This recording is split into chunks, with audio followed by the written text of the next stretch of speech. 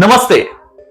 Lawrence Bishnoi, Dawood Ibrahim, Salman Khan, बाबा सिद्दीकी, हर कहीं पर इन्हीं नामों की चर्चा है।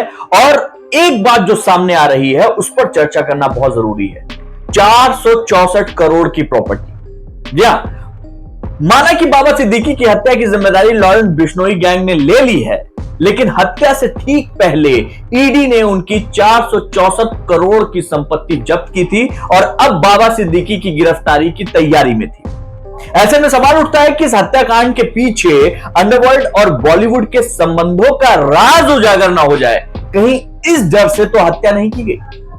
बाबा सिद्दीकी का अंडरवर्ल्ड कनेक्शन था, इंटेलिजेंस एजेंसियों को इसकी जानकारी थी और कुछ सूत्रों का कहना है कि कभी देश में अंडरवर्ल्ड डॉन दाऊद इब्राहिम का जब दबदबा हुआ करता था, उस समय उनके करीबी बाबा सिद्दीकी को मारकर लॉरेंस बिश्नोई अपना दबदबा बनाना चाहता था और इसी वजह से यह हत्या हुई। अब कारण जो है वो पूरी तरीके से खुलकर सामने आने में समय लगेगा, लेकिन एक चीज तय है कि 464 करोड़ की जो प्रॉपर्टी ईडी ने जब्त की थी, उस सिलसिले में बाबा की गिरफ्तारी होने वाली थी और कई राज बाहर आ सकते थे। इसलिए भी उनकी हत्या की गई, ये एक कयास लगाया जा रहा है और इस कयास पे कई लोग अपनी मुहर भी लगा रहे हैं। बात चाहे देश की वित्तीय राजधानी मुंबई की हो या फिर इस हाई प्रोफाइल हत्याकांड के बाद कानून व्यवस्था की हो, सवाल बहुत सारे खड़े हुए हैं। अब ऐसे में महाराष्ट्र में 1-2 महीने के अंदर विधानसभा चुनाव होने और विधानसभा चुनाव से पहले ही बाबा सिद्दीकी की हत्या 2 अलग अलग गैंग्स में एक बढ़ते संघर्ष को, सत्ता संघर्ष को उजागर करती है। एक तरफ डी कंपनी है और एक तरफ लॉरेंस बिश्नोई गैंग। अब इन दोनों डॉन का ये जो टसल है, इस टसल में सबसे खास बात क्या है जानते हैं? ये दोनों मुंबई से हजारों किलोमीटर दूर बैठे हैं। रॉ के एक पूर्व अधिकारी की माने तो सिद्दीकी अंडरवर्ल्ड और बॉलीवुड के बीच के कड़ी थे। एनआईए ने बाबा सिद्दीकी की जो 464 करोड़ की संपत्ति जब्त की थी और उनकी गिरफ्तारी की जो योजना बनाई थी, उससे बहुत सारे खुलासे होने थे। अब ऐसे में किसी भी दिन बाबा की अगर गिरफ्तारी होती तो उसके बाद कई ऐसे राज सामने आते जो न तो अंडरवर्ल्ड चाहता था, न तो बॉलीवुड चाहता था और न ही वो सफेद पोश लोग चाहते थे जो पर्दे के पीछे थे।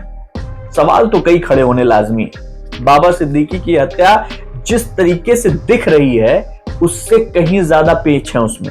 कुछ लोगों का कहना है कि भले ही बाबा सिद्दीकी बीच की कड़ी रहे हों, लेकिन डी कंपनी का घटता दबदबा और नई जो लॉरेंस बिश्नोई गैंग सामने आई है, उसका बढ़ता रुतबा कहीं ना कहीं इस हत्याकांड के पीछे की एक वजह वो भी रहा है। वहीं social media influencer actor KRK ने यह दावा किया कि दाऊद इब्राहिम ने ही बाबा सिद्दीकी की हत्या कराई। उसके 2 कारण उन्होंने समझाए। पहला कारण उन्होंने यह बताया कि जो संपत्तियां बाबा सिद्दीकी के पास थी, जो कि उनके हिसाब से दाऊद की है, वो उस पर कब्जा नहीं छोड़ रहे थे। और दूसरा, वो ये बताना चाहता है, डी कंपनी ये बताना चाहती है कि भाई मुंबई में अब भी वो किसी को खत्म कर सकती है। वैसे इस बात पे कोई इस तथ्य पे कोई वो नहीं है, कोई प्रमाण नहीं है इसका, क्योंकि लॉरेंस बिश्नोई गैंग ने इस जो हत्याकांड है उसकी जिम्मेदारी ले ली है। आपको बता दें कि जो शूटर्स थे वो 28 दिन में 5 बार सिद्दीकी के घर जाकर, दफ्तर जाकर रेकी करते थे। 28 दिन तक 5 बार हर रोज बाबा सिद्दीकी के घर और दफ्तर के आसपास घंटों रुकते थे, हर हरकत पर अपनी पैनी नजर बनाए रखते थे। इस शूटर्स ने बाबा सिद्दीकी की हत्या के लिए दशहरे का दिन इसलिए चुना क्योंकि उस वक्त उनको सब कुछ बड़ा मुफीद लग रहा था और जो इसमें हैंडलर था, बीच का जो बंदा था जिशान अख्तर, वो मुंबई से गायब हो चुका था। मुंबई पुलिस के सूत्रों का कहना है कि जिशान मुंबई के बाहर से पूरे ऑपरेशन को कोऑर्डिनेट कर रहा था। उसी ने शूटरों को, जो शुभम का भाई प्रवीण है, उसके कहने पर पुणे से मुंबई छोड़ने आया और शूटरों को शुभम ने ही पैसे दिए, बाबा सिद्दीकी के मारने के लिए जो हथियार पंजाब से आए थे, जिसमें पुलिस ने 9mm की पिस्टल बरामद की थी, वो विदेशी थी। पुलिस को इस बात का शक है कि ये पंजाब तक पहुंची पाकिस्तान या नेपाल के रास्ते से जीशान के पास पहुंची होगी और जीशान ने यहां पहुंचाई होगी। जो 2 शूटर मौके से पकड़े गए थे, उनके पास से जो मोबाइल बरामद हुई है और जो नंबर बरामद किए गए हैं, उसमें कई ऐसे नंबर हैं जो कि सेव नहीं किए गए थे, सिर्फ डायल किए गए थे।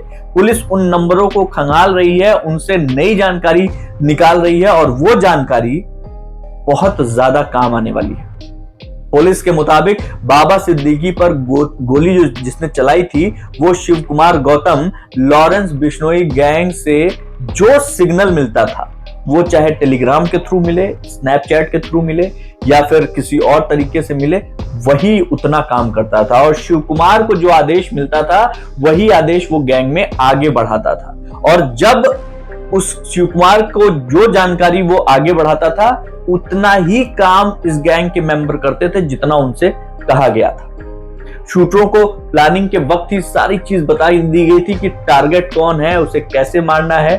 और बाबा सिद्दीकी की हत्या के बाद आरोपी शिव कुमार वो उज्जैन जाना था, उसको उज्जैन ओंकारेश्वर जाना था, जहां से उसे लॉरेंस बिश्नोई गैंग के कोई एक गुर्गे से मिलना था और वहां से उसके भागने का प्लान था। फिलहाल वो अभी पुलिस के हत्थे नहीं चढ़ा है, लेकिन पुलिस उसको ढूंढने में दिन रात एक किए हुए है। सूत्र ये भी कहते हैं कि जो पटियाला, पंजाब की पटियाला जेल है, वहीं पर जीशान अख्तर जब था तो उसकी मुलाकात गुरमैल की हुई थी, जो एक और आरोपी है जिसको पकड़ा जा चुका है। जीशान ने ही गुरमैल को लॉरेंस गैंग में शामिल कराया था। और पुलिस हैरान है कि शूटरों ने दशहरे का दिन क्यों चुना। भाई, दशहरे के दिन पूरी मुंबई में इतनी पुलिस, इतनी पब्लिक, इतने लोग, इतनी बैरिकेटिंग, इतना चप्पे चप्पे पर जो है चेकिंग, लेकिन इसके बावजूद चुना गया। और ये जो अटैक हुआ, आप समझिए, इस अटैक के दौरान जो बाबा सिद्दीकी की सुरक्षा में 2 पुलिसकर्मी थे, उन 2 पुलिसकर्मियों की शिफ्ट चेंज हो रही थी और उसी दौरान फायरिंग की गई।